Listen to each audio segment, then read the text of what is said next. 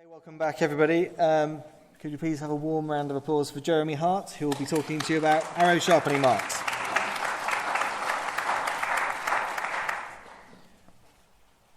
The mystery of the arrow sharpening marks. It's a particularly English mystery. They're not really, strictly speaking, marks. They're totally useless for sharpening anything, and they have nothing to do with arrows. Thank you. I said to James that he was allowed to only every now and then put me back on the right track.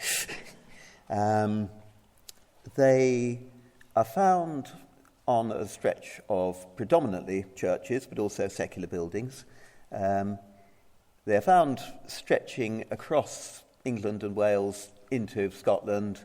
There are also very large numbers of continental ones, which I'm grateful to Mark Robin for supplying me. I have confined myself to England in the desperate hope of attempting to link these up, not primarily as a phenomenon, not primarily as a feature, an archaeological feature, but as a narrative, a desperate attempt to corner a folkloric field out of what might otherwise be regarded as an argument about material culture. Because as soon as you find one of these, this one is in the Port Church Shotwick, so I thought I would kind of kick off with the Cheshire one. As soon as you find one, you make your way through and admire it, usually on the south side of the church, quite frequently in the entrance. And, scratching your head, you make your way in and you pick up the church guide. And the church guide will be very, very proud of them. It will tell you something like this. This is actually the guide from Shotwick. Our church porch, they say, bears witness to another activity carried on near the church. By a decree of Edward III, after Mass, the rest of Sunday had to be devoted to the sport of archery, all other sport being prohibited. The grooves worn in the stones in the porch were made by archers sharpening the arrows before practice at the butts. No wonder these deadly English archers won Agincourt, Crécy and Poitiers against armoured troops, foreigners. The fields to the west of the church were still called the butts in 1843 on the tithe map. And this is pretty standard to the narrative that you will get associated with these things. Before we kind of kick off with the narrative, it's really a matter of getting a sense of, well, how widely are they distributed? In Britain, along a large arc, starting in the southwest, predominantly in sandstones. This is St Mary's Totnes. Again, one of the disturbing bits about the Archer narrative is that wherever you find them, they're likely to be on churches. Totnes has a perfectly good castle, which has no arrow sharpening marks on it whatsoever. They will be thinking in imperial between about 4 inches to 8 inches high, and they will be on some conveniently accessible external feature, as here the buttress. Thirsk, at the other end of the country, North Riding, this one thanks to John. This is another example of, they're always parallel vertical stripes. They are usually on base-bedded sandstone blocks, so that you're cutting against the grain of the stone. And they usually predominantly fill up one block. You kind of start on a single block of the church and annihilate it as much as you can for any useful purposes. I've never actually seen a church, in risk of falling down, but some of these have cut pretty deeply in the stonework. Halfway up, Yardley and Warwickshire, again on a red sandstone. They also tend to cluster around particular heights and locations on the building, above a sill, or above the beginnings of the upper footings. Generally speaking, they will obsessively mark a particular area. The grooves are always symmetrical top and bottom. They will cut in, go deeper in the middle, and then come out again. They get to, I think, about half an inch deep at the deepest stones, at which point whoever was doing them then stopped and started doing another one. And this one at Yardley, outskirts of Birmingham, is distinct in the literature because this was actually published in 1850s by Wilfrid Bonser, who was writing all sorts of kind of miscellaneous notes for folklore, the sort of stuff we put in FLS News nowadays. And it very much was, does anyone have an opinion on these things? He has heard the arrow sharpening story. He wants to know what's going on, and he goes back to an earlier number of folklore in which Charles Leland, roving ethnographer and interrogator of other cultures, had been in Egypt and had seen scores made on the stone of temples there for superstitious purposes in order to leave a mark and to gather dust, and wrote back kind of going, well, do you think these English churches where we've got the grooves are a similar example of this sort of thing? So in the late 19th century, already, the layout of an alternative theory was available. And then what seems to have happened is that at some point in the 20th century, the arrow story dominated. And a certain amount of effort is necessary to explain why it makes no common practical sense whatsoever. Because this is how you sharpen a bloody arrowhead. I mean, all right, this is, from one of those websites in which, Americans go out and reduce the amount of wildlife on the American subcontinent. But basically, the medieval principle is exactly the same. You have a whetstone in your pocket and you go out and you sharpen your arrow on the whetstone, usually just before you're about to do something with it. You move the blade sideways on a flat surface because that is how you sharpen any blade whatsoever. You do it extremely carefully because you don't want to do any damage to yourself in the process. And you do it at a functional moment in archery. And you're thinking, well, yes, but, all these blokes coming out of church are about to go off and do their practice shooting because they're supposed to by this ancient law. Don't they need to have sharp arrows? No, of course they don't. Because this is the target practice seen from the lateral salter. Firstly, it should be pointed out that medieval target practice took place, the minimum distance is 240 yards.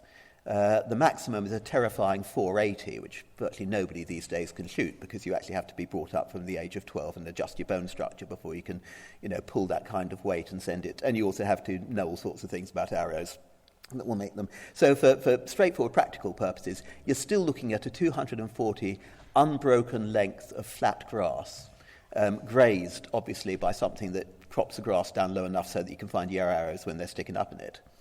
And that is not going to be available in the centre of a village anyway. It's going to be available on the common waste of the manor, on the outskirts. So already, we're factoring in a journey from the church to the butts. You're also factoring in the obvious fact, when you look at these arrows are blunts.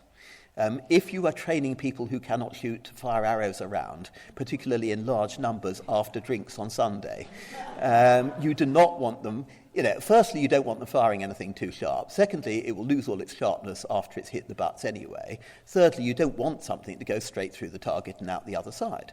Your aim is to calculate that you can hit the target, and so you're going to use, and basically when you excavate these, you find that they are more or less bullet-shaped in profile. And the other thing about an arrow is, the medieval arrow does not, for purposes of penetrating its target, have to be terribly sharp. The bloody thing is flying 240 yards to 360 through the air with a velocity capable of going 2 inches into a hard oak door at the other end. The point doesn't make a lot of difference. There are kind of three standards. There are blunts. There are the bodkin type, which are designed to get between the links of chainmail and do some damage. And then there are hunting arrows and war arrows, which, yes, are sharpened. The purpose of that being not to give them greater penetrative power, but to make sure they do more damage to flesh as they make their way through, of either people or animals. So you're thinking, yeah, well, all right, but, suppose they were actually going hunting. Wouldn't they need to sharpen their arrows? Here he is off on the way to the hunt. You will notice that medieval people, apart from elves, of course, because we've all seen the film, do not carry quivers on their backs. They carry their arrows at the waist. There is a reason why you do not want to have something sharp down there, gentlemen. So you do not carry sharpened arrows with you. You take your arrows to wherever the hell you're going to be doing something, and then, at that point you're going to sharpen them up if indeed you need to do it at all. So the social mise-en-scène, as well as the technology, is not really working out for the traditional interpretation. A few more observations here. Surely in Worcestershire, this is actually in the doorway, and you will notice that it is, at right angles as you go in. So in order to sharpen an arrow, you'd have to stand there in the doorway holding a 20 30-inch long arrow, rubbing it up and down, thereby making it impossible for anybody else to get in and out of the church while you were doing it. What we are looking at, though, is a focus, and this is where the magic starts to come back in, a focus on doorways, because the most common location is in the church or in the stones around the door. Again, you'll notice there's this tendency not just to use the entrance per se, but to hit on one particular stone and to work away at that one. This is Thorpe in Derbyshire, again in the porch. Muggington's still in Derbyshire, and if you look to the left there, you can see they've basically hammered that block of stone. It has been taken right back, and so much so that they're starting to affect the stonework of the rest of it as well. So it's a repeated and slightly obsessive activity taking place in the same location around a church. Here you've got Leicestershire. Another popular location is on sills, either underneath a window like this one, Stoke Golding, or you've got it, at slightly lower locations. This one, incidentally, delightfully, is not just archers on Sunday. This is archers sharpening their arrows before Bosworth. Ashton-on-Trent, rather low there. And this one, Worcestershire, of course, and courtesy of Brian, you can see exactly how low that is. I mean, archers, the famous dwarf archers of Agincourt, they don't like it Upham. I strongly suspect an alternative and more plausible theory is kids. Who is going to be making this level of marks? And I haven't, to be honest, seen that anywhere in the literature. But you also get them inside the church. This is Brafton, Lincolnshire. This is actually an Anglo-Saxon tower arch. Of course, the other great problem we've got these damn things is that we know the date of the structures that they're being done in. We don't actually know the date of the marks. Leicestershire here, one single mark, very, very carefully, buggering up the corner of one of the columns.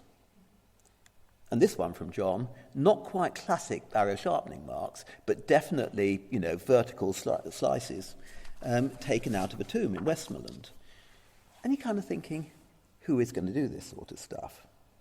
Okay, there's been a lot of work done, especially recently, on levels of marking, come ritual marking on tombs. You do get them on secular structures. This is a school in Essex, and it's built 1564 in the churchyard. So and obviously there are kids hanging around here because you've got lots and lots of graffiti on the wall as well. But you have what seem to be slightly outside of the heartland. As I said, the heartland for this kind of thing is in the sandstone belt, making its way up Devon, Gloucestershire, Warwickshire, Worcestershire, Staffordshire, Derbyshire, into Yorkshire, that kind of area. But the idea is easily transferred to other parts of the country. And there are other features. There are 16th, 17th century houses that have these. There's a 16th century house in Sutton Coldfield that's got them, where they just announced that the archers couldn't get to the church on time. Stirling Castle has got an early 16th century doorway, one of the few castles that actually has this. They're always in the wrong place in castles. They're never actually at a window embouchure where there were people who genuinely were sharpening their arrows. The other bit, this requires a little bit of archaeological backup from the people who know, but that stone block looks to me as if it is very much, rebedded probably with a bit of 17th, 18th century tile to make it up. But the marks respect the tile, you'll notice. They stop short of it. So the stuff there is post-dating the tile whenever that was put in. St Alphege at Solihull. Here, again, this is on a 16th century porch to the church, so you've got a terminus arquo to get off with. But also look at those little round holes. Cut marks, allegedly. Yeah, but they look exactly like the significant round holes in brickwork at my local bus stop where the kids used to turn the pennies round and round and round. Now, there's a terminus for monkeying around with pennies, which is like the late 17th century, which was the first time that we actually had a copper coinage which was hard enough to make holes in sandstone. If you tried it with a hammered coinage, the coin would have given out before the stone would. So the next question is, all right, if I've got an idea about the dating of the marks, what about the dating of the myth? And it was at that point I discovered that I couldn't push it back any further than 1917. This is an undated postcard, but like probably 20s. Probably, one of the first examples that I've got from Devon. The lovely guy called John Naylor, who writes up his tour through England, and he stops off in Swinnerton in Staffordshire, and he is then the first one to record the fact that, yes, we stopped at this church and they told us that the marks were made by people sharpening their arrows. There was a paper in the Proceedings of the Thoroton Society of Nottinghamshire by a guy who was evidently trying to advance the theory, against opposition. Again, same sort of period, 1910s. Not perhaps unconnected to a post-First World War thing, I think, here. Battles were on people's minds. And, of course, what you've got is the myth of the English archer. Now, this is one of the ones where you're actually... this kind of comes back to how do we bring together the scattered evidence of archaeology, history, but also how do we read historical documents? Because all of these lovely little church guides, if they get that far, they say, in 1363, Edward III passed an act making archery compulsory. Yes, he did. People passed lots of acts making things compulsory in the Middle Ages. Nobody took the slightest bloody notice of them. There is, as far as I'm aware, no actual medieval literature. There's nothing kind of like a coroner's report saying, and when the people of the village were at their customary archery practice, sadly Alice, the daughter of the tanner, got plugged in the eye with an arrow or something. Whereas you do get this for Tudor coroner's records, by which time, of course, archery has become, an optional sport. And you see in the London maps, the Ralph Agus map and so on, a couple of young guys going out for a day's archery. It's an encouraged sport. It has government, oomph behind it. But there's no question of everybody lining up to do it compulsorily. You're transferring a 19th century mindset into the 14th century here. And the other thing you're doing is you're triumphantly, identifying a historical bit that takes you to the battlefields of Crécy, Poitiers and Agincourt in your local village. Isn't that fun? It's like all of these people who keep on insisting that because there's a field called Butt something, that's where the archery butts used to be. A butt is the end of an open field system furlong, for God's sake. That's what they're named after. So I'm thinking okay, where does it come from? Well, interestingly, it's not always just arrows. On the buttress at the church in Chedzoy, this one's associated with Battle of Sedgemoor, which obviously like the big narrative in Somerset. They show you the places where the rustics sharpened their scythes. Couldn't afford arrows, poor chaps. Slightly earlier, 19th century, Clochley in Clare, and this is part of Thomas Westrop's marvellous collection of Clare folklore. The horizontal, for once, stripes on that rock, obviously, they have to be horizontal because they're weathering ones, are where Finn and his men sharpened their swords before the Battle of Moylenna. And that goes back into the 19th century. So suddenly these pre-battle stories, and everybody always likes to have a good tale about what happened before the battle. This is the well that the king drank out of. This is where the troops stopped. It puts you into a good story. The stories may be true, but they're a trope. And sometimes the stories have a rather doubtful truth content at all. In Essex, back to Leigh-on-Sea, this is the grave of Mary Ellis, who was the centenarian and big local famous girl in the churchyard. But the grooves that you can see on it are for a completely different purpose. Leigh-on-Sea, as the name might suggest, had a large population of sailors. And the preventive men used to come up and go, ha-ha, as, you would expect. And they would brandish their cutlasses and round up the men. So godless were these agents of the government that they would even turn up on a Sunday when everyone was in church and wait outside to capture their prey, going, ha, and sharpening their cutlasses on the grave of Mary Ellis. But fortunately, the good men of Leigh-on-Sea had got used to this and could hear the sound of cutlasses being sharpened on a stone, even over the sound of the psalms. So, as soon as the preventive officers stationed themselves doing their dastardly deeds, the men would make their way down a secret tunnel, 300 yards to the vicarage, and escape to sea where they were no longer at danger. If you believe that, you'll believe anything. Exit the arrow sharpening stone. Thank you.